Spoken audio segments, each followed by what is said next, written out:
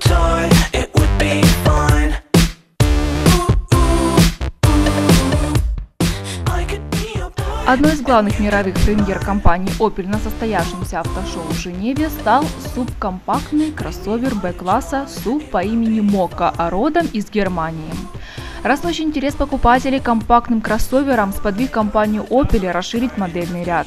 Пятиместный Mokka длиной всего 4280 мм сочетает в себе функциональность и комфорт. Покупатели смогут выбрать версию с передним или полным приводом. В полноприводном исполнении за распределение крутящего момента между осями отвечает электронно управляемая муфта.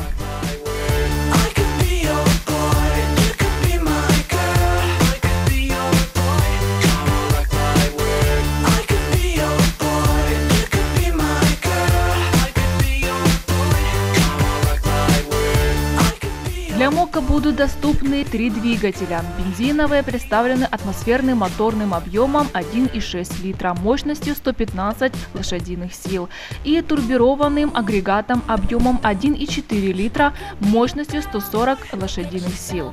Также будет предложен турбодизель объемом 1,7 литра с мощностью 130 лошадиных сил, бензиновый двигатель объемом 1,4 литра с турбонаддувом и объемом 1,7 литра. Могут устанавливаться с шестиступенчатой механической или с автоматической коробкой передач. Все версии с механикой имеют систему старт-стоп, позволяющую уменьшить расходы топлива.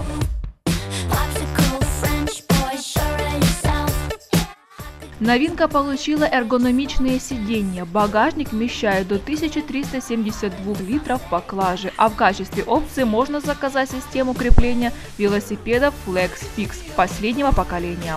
Opel Mokka разрабатывался для тех, кто ведет активный и здоровый образ жизни. Это отражается и в названии автомобиля, ассоциирующимся с небольшими круглыми кофейными зернами сорта арабика, на основе которого готовят кофейные напитки с шоколадом. На европейском рынке в базовую комплектацию Mokka входит ABS, системы стабилизации и контроля тяги, а также системы помощи при старте в гору и при движении на спуске. Впервые на SUV Б-класса Mokka может опционно оснащаться системой адаптивного света на основе биксеноновых фар 3-го поколения, включающей в себя систему автоматического управления дальним светом.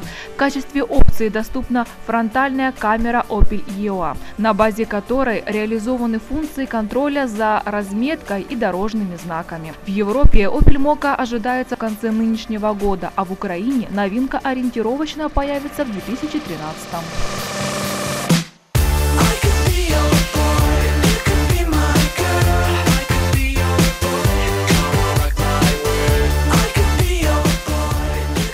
При подготовке сюжета использовались материалы журнала «Автоцентр».